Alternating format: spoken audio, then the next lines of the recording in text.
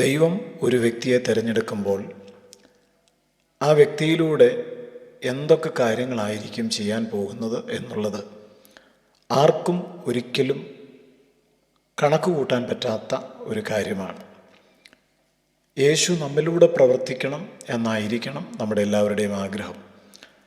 നാം യേശുവിന് വേണ്ടി പ്രവർത്തിക്കുന്നു എന്നുള്ളതിനേക്കാൾ യേശു നമ്മിലൂടെ പ്രവർത്തിക്കുന്നതാണ് ദൈവത്തിന് മഹത്വം ഉണ്ടാകുന്നത്.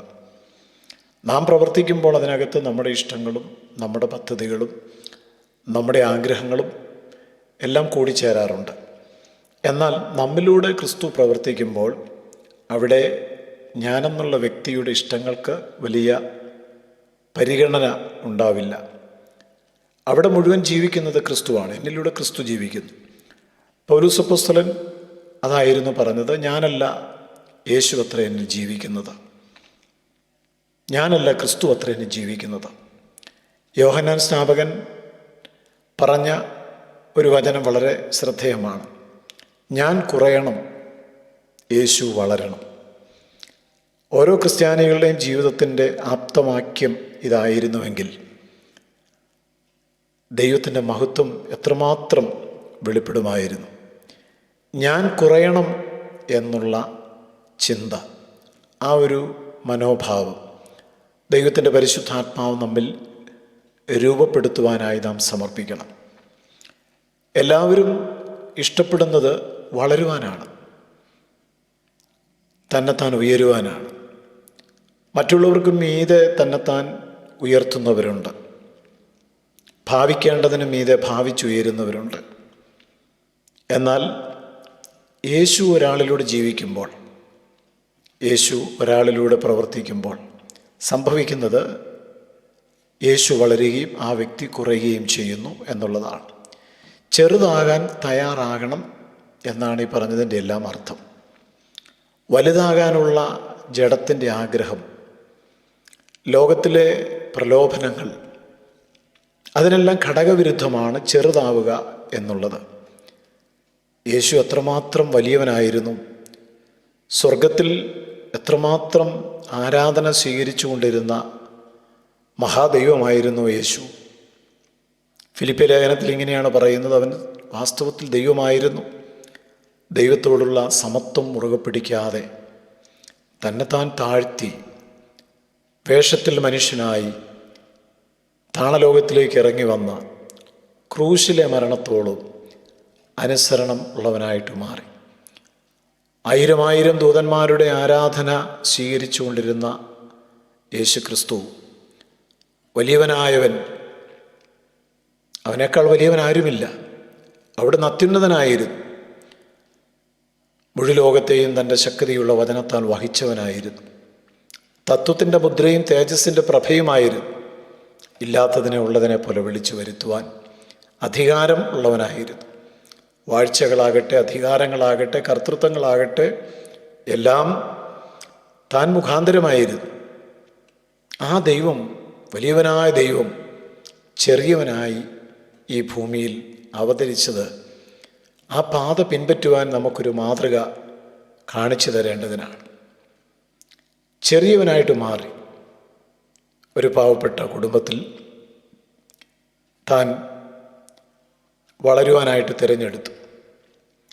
തൻ്റെ സാഹചര്യങ്ങളെല്ലാം വളരെ പരിമിതി ഉള്ള സാഹചര്യങ്ങളായിരുന്നു. ഒരുപാട് പരിമിതികൾക്കുള്ളിൽ യേശു ജീവിച്ചു. തലചായ്പനിടമില്ലായിരുന്നു, അരക്കാശിന് വകയില്ലായിരുന്നു. അങ്ങനെ ഇല്ലായ്മകളുടെയും പരിമിതികളുടെയും ലോകത്ത് തന്നെത്താൻ ചെറുതായി ഈ ഭൂമിയിൽ ജീവിച്ചു. അത് നമുക്ക് മുമ്പിൽ വെച്ചിരുന്ന ഒരു മാതൃകയാണ്. അതുകൊണ്ട് ദൈവം അവനെ ഏറ്റവും മേലായ നാമം നൽകി ഉയർത്തി. ബൈബിൾ നാം പഠിക്കുമ്പോൾ കാണുന്നത്, ഒരു വ്യക്തി ദൈവത്തിന് വേണ്ടി ജീവിക്കുവാൻ സമർപ്പിക്കപ്പെട്ടാൽ, ആ സമർപ്പണം ആത്മാർത്ഥതയുള്ളതാണെങ്കിൽ, ഓരോരോ അനുഭവങ്ങളിലൂടെ ഞാൻ വലിയവനാണെന്നുള്ള തൻ്റെ ഭാവം, ഞാനെന്ന ഭാവം, ഞാനെന്തോ സംഭവമാണെന്നുള്ള മനസ്സിൻ്റെ ചിന്തകൾ, ജഡത്തിൽ ആശ്രയിച്ചുള്ള തൻ്റെ ജീവിതം, ഇതെല്ലാം ഓരോരോ അനുഭവങ്ങളിലൂടെ കടത്തിവിട്ട് ഞാൻ ഏറ്റവും ചെറിയവൻ എന്നുള്ള ചിന്താഗതിയിലേക്ക് ദൈവം നടത്തുന്നതായിട്ട് നമുക്ക് കാണാം. മോശ വിചാരിച്ചത്, എനിക്ക് കഴിവുണ്ട്, അധികാരമുണ്ട്, അതുകൊണ്ട് താൻ സ്വന്തം ശക്തിയാൽ ഇസ്രായേൽ മക്കളെ രക്ഷിപ്പാൻ ഒരു ചെറിയ ശ്രമം നടത്തി നോക്കി. അത് പരാജയപ്പെട്ടു. കൊട്ടാരത്തിൽ നിന്ന് മോശയ്ക്ക് ഓടിപ്പോകേണ്ടതായിട്ട് വന്നു.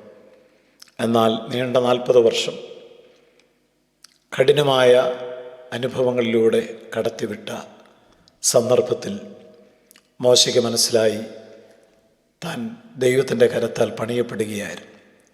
വലിയവനാണെന്നുള്ള ആ ബോധ്യം തന്നിൽ നിന്ന് നഷ്ടപ്പെട്ട് താൻ ഏറ്റവും ചെറുതായി. അവിടെയാണ് ദൈവത്തിൻ്റെ ഇടപെടൽ ആരംഭിക്കുന്നത്. ദൈവം തൻ്റെ ശക്തി കാണിക്കേണ്ടതിന് മോശയെ തിരഞ്ഞെടുത്ത് അയക്കുന്നത്. തീർച്ചയായും നാമും പ്രാർത്ഥിക്കണം. ഒരു ചെറിയ ജീവിതമാണ് നമുക്കുള്ളത്. സ്വന്തം കഴിവ്, പ്രാപ്തി, പണം, അധികാരം, ഇതിലൊന്നും അല്ല വാസ്തവത്തിൽ നാം ആശ്രയിച്ച് മുന്നോട്ട് പോകേണ്ടത്. നാം എത്രമാത്രം ചെറുതാകുവാൻ ദൈവത്തിൻ്റെ കരങ്ങളിൽ ഏൽപ്പിക്കപ്പെടുമോ അവിടെയാണ് ദൈവം നമ്മെ പണിയുന്നത്. ഞാൻ വിശുദ്ധന്മാരിൽ ഏറ്റവും ചെറിയവൻ എന്ന് പൗലോസ് പറഞ്ഞതുപോലെ, ഞാൻ സകല പാപികളിലും വെച്ച് ഒന്നാമൻ എന്നുള്ള ആ ചെറുതാകുന്ന മനസ്സ് പൗലോസിനുണ്ടായതുപോലെ നമ്മിലും പരിശുദ്ധാത്മാവിൻ്റെ പ്രവർത്തനം ഉണ്ടാകട്ടെ. നാം നമ്മെ തന്നെ ഉയർത്താതിരിക്കുന്ന ജീവിതം, മറ്റുള്ളവർക്ക് മീതെ നാം നമ്മെ തന്നെ ഉയർത്തുവാൻ ഒരിക്കലും അനുവദിക്കാത്ത ഒരു ജീവിതം ദൈവം നമുക്ക് നൽകട്ടെ. ദൈവം നമ്മെ അനുഗ്രഹിക്കട്ടെ. കർത്താവേ, യോഹന്നാനെ പോലെ ഞാൻ കുറയണം, യേശു വളരണം എന്നുള്ള ബോധ്യത്തിൽ ജീവിപ്പാൻ എല്ലാവർക്കും കൃപ നൽകണം. യേശു ക്രിസ്തുവിൻ